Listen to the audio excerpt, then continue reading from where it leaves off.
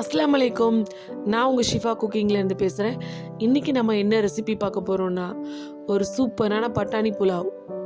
இது குக்கர் இல்லாமல் சாதாரண பேன்லேயே எப்படி செய்கிறதுன்னு இப்போ நான் உங்களுக்கு சொல்லித்தரேன். வாங்க வீடியோக்குள்ளே போகலாம்.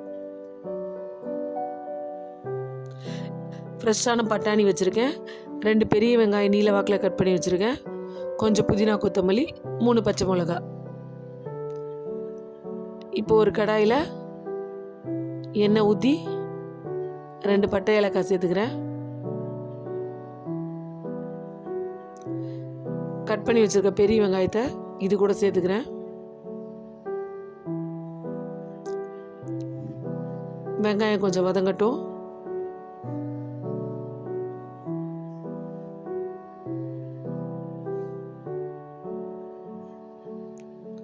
மூணு பச்சை மிளகாய் இது கூட சேர்த்துக்கிறேன்.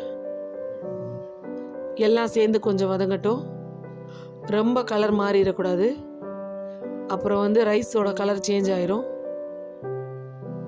இன்னும் கொஞ்சம் வதங்கட்டும். வதங்கி வந்துருச்சு. இப்போ 1 ஸ்பூன் இஞ்சி பூண்டு பேஸ்ட் சேர்த்துக்கிறேன். இப்போ நம்ம வச்சிருக்கிற பட்டாணியும் புதினா கொத்தமல்லி 2ஐயும் சேர்த்துக்கலாம்.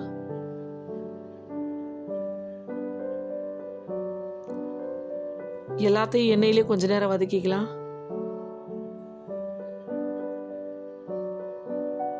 நான் ஏற்கனவே 1.5 கப் பாஸ்மதி ரைஸ் ஊற வச்சிருக்கேன்.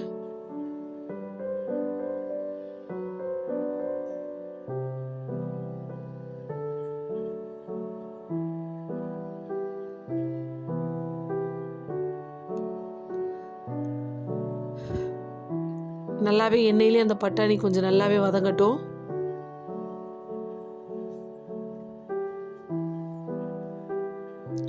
இப்போ நான் இதில் 2.5 கப் தண்ணி சேர்த்துக்கிறேன். 1.5 கப் அரிசிக்கு 3 கப் தண்ணி சேர்க்கணும். இது பிரியாணி அரிசின்றதுனால 2.5 கப் சேர்த்தா போதும். தேவையான அளவு உப்பு சேர்த்துக்கிறேன். இப்போ இதை மூடி வச்சுக்கிறேன். நல்லா கொதிக்கட்டும். கொதி வந்துடுச்சு. இப்போ நான் அந்த அரிசியை தண்ணி இல்லாமல் வடித்து இது கூட சேர்த்துக்கிறேன். அரிசியை சேர்த்துட்டேன். இப்போ தீயை ஹை ஃப்ளேம்லேயே வச்சுக்கோங்க. நல்லா கொதி வரட்டும். கொஞ்ச நேரம் வேகட்டும். பார்த்தீங்களா, நல்லா கொதிச்சிட்ருக்கு. லைட்டாக ஒரு மிக்ஸ் பண்ணி விட்டுடலாம்.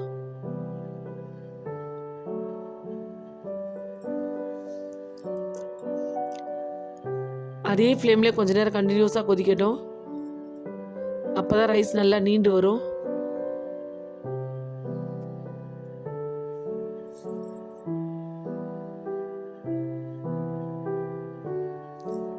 நல்லாவே வெந்து வருது. இந்த டைமில் தீயை கொஞ்சம் ஸ்லோ பண்ணிடுங்க.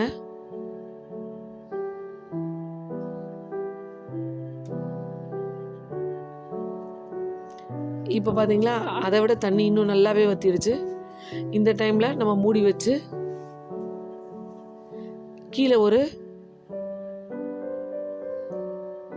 பழைய மூடியை வச்சு அது மேலே வச்சு தம் போட்டுடலாம்.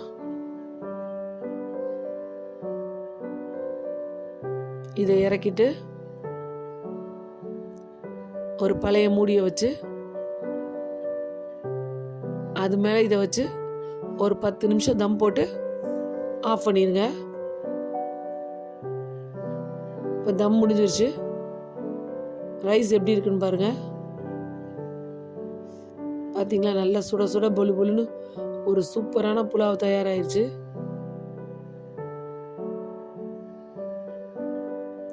இது குழந்தைங்களுக்கு ரொம்பவே பிடிக்கும். நீங்களும் இதை இதே மாதிரி உங்கள் வீட்டில் செஞ்சு பாருங்கள். செஞ்சு பார்த்துட்டு எப்படி இருக்குன்னு எனக்கு கமெண்ட் பண்ணுங்கள். என்னோட ரெசிபி உங்களுக்கு பிடிச்சிருந்துச்சுன்னா என்னோட சேனலை லைக் பண்ணுங்கள், ஷேர் பண்ணுங்கள், சப்ஸ்கிரைப் பண்ணுங்கள். மறந்துடாமல் பெல் ஐக்கானை கிளிக் பண்ணுங்கள். அப்போ தான் நான் போடுற வீடியோஸ்லாம் உங்களுக்கு வரும். சூப்பர். சப்ஸ்கிரைப் பண்ணுங்க.